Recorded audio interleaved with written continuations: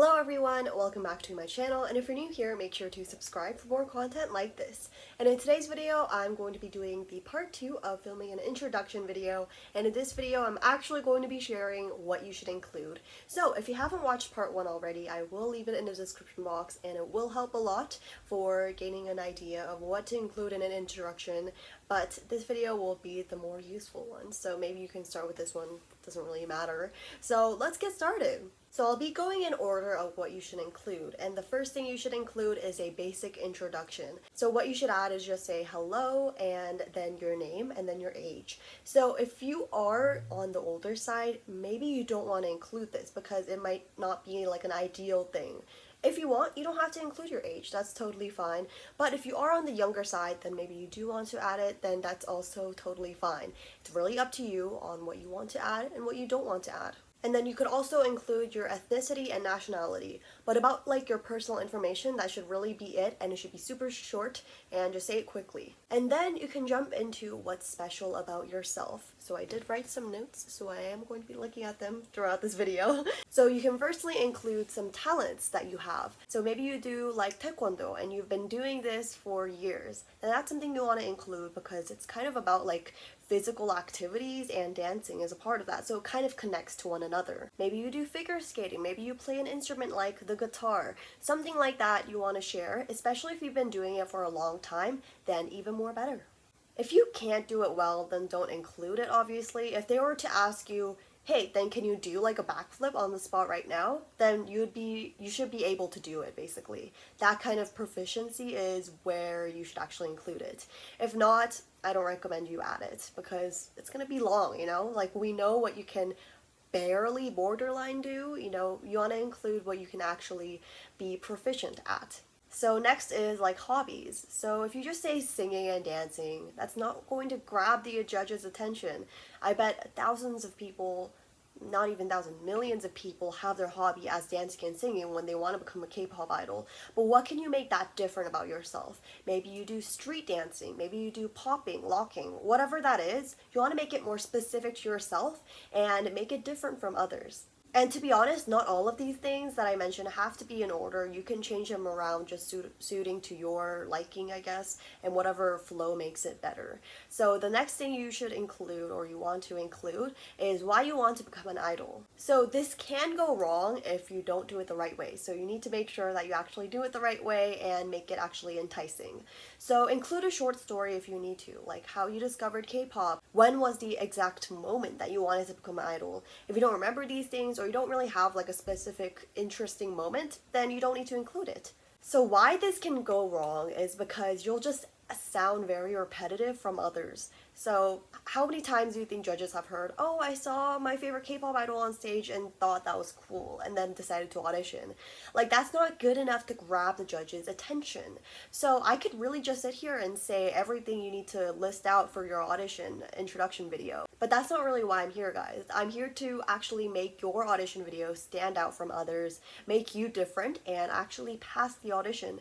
Because something interesting and something uninteresting can really make or break it. Even if you have tons of talent, if you're just kind of like meh and don't really stand out, that's not really going to help you pass your audition. And one more thing to note, being specific is not telling the judges which artist and which stage on what day it was, you know? That's not really what I'm saying here. It doesn't really matter what the artist was or who it was, and that's not really what you should look in terms of specificness, but actually like what about that really captured your attention, why you wanted to become an idol at that exact moment, things like that. And so an alternative to this, or one more thing you could add, is why you want to specifically audition for this company. So when you're mentioning this, you want to make it seem like you're only auditioning for this company. So let's say you're just going for the big three, SM, JYP, and YG. When you audition for SM, you want to make it sound like you're only auditioning for SM because of their style and their uniqueness and things like that. You could flatter them all you want and say the good things about this specific company, but make sure it's not too try-hard and too like cringy, I guess.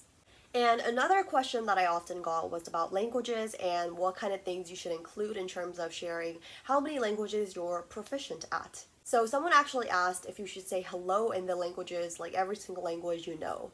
That's a no. please don't do that. It's a waste of time and they really aren't going to sit through the entirety of that, so don't really include that. But you can list out the languages that you are actually fluent in. So if you were to hold a conversation with someone in a specific language and you can actually do it well, then that's kind of like the languages you want to include. If you just kind of know borderline, a few sentences and a few phrases, things like that, that is not good enough and you don't want to include that. And if you're unconfident about a specific language ability, then don't include it. And for Korean, if you're actually fluent in it, then you want to mention that you're fluent in it. But let's say you're just still learning and you're not pretty good, like you're still beginner level, then maybe don't include it. If you're just kind of on the intermediate level where you can kind of understand Korean, then that's really up to you if you want to include it or not, because the judges may ask you to do an introduction in Korean, which is why the next video is coming. Yeah. That's soon though, that's later. And also don't make it sound too important that you speak this many languages. A lot of people can speak multiple languages. So what they're really looking for is people who can speak Korean and English. Those two are the most important languages when it comes to K-pop, obviously. But some helpful ones would be Chinese and Japanese, because sometimes they do promote their songs on their in their countries, so that would also be beneficial. But otherwise, the other languages you list won't be too important to them, so just ensure that. And another thing you can add is your experience within the K-pop idol life or just in general. So let's say you've received some dancing and singing lessons before. That's something you want to include if you think it's significant enough. If you've done it for quite a bit of time, 5 years, then you definitely want to include that. If you've only done that for a few months, maybe don't mention it. And other things you can add is if you were in a street dancer group, then you want to add that. If you're just in your school choir, that is somewhat weak, so maybe don't include those. But anything significant more than that, school-wise, that's not really something you want to include. Awards too. School awards are not really good enough. So previous training within company is definitely worth mentioning, and if you've passed any other auditions in the past. So let's say you've only passed the first few rounds of an audition and then you were just eliminated from that, then you don't want to include that. But if you've actually made it to the final round of a specific audition at a specific company, then mention their name, especially if they're big, then that's definitely a plus. But if you've only passed the first round, don't include it. Tons of people have before. Again, awards that are related to singing and dancing, rapping, whatever you want, but make sure it's actually significant, so school awards do not really count. And another question I got was related to your hard-working skills, I guess. Should you include that you're a hard worker and you're really dedicated to your goal and you have passion for this?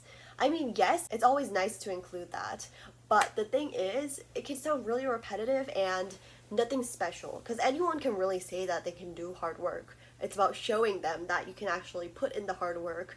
So I don't really recommend adding this unless you can actually make it into fancy words and make it sound actually enticing. And your goal is to make this actually sound believable to them and actually genuine. Genuinity is actually really important. And make sure you actually sound like you're passionate to become a K-pop idol. Not just because you want to see, just BTS, Blackpink. That's not a good reason. There's still comments that say that, by the way. Anyway, that was it for this video, guys. I hope it helped you guys. I've been wanting to make this video for a long time, but I couldn't really get to it because it was hard. I literally cranked this out at 2 a.m. writing the script for this. 5 pages. Well, anyway, that's including the Korean part. That's also coming, guys. If you guys made it until here, then make sure to comment down this emoji. The Korean part will be coming, and I will be teaching you guys what to include, and actually pronunciation too. So it might be part 2 because it is quite a lengthy video. I will see you guys in the next video. Thanks for coming. Bye!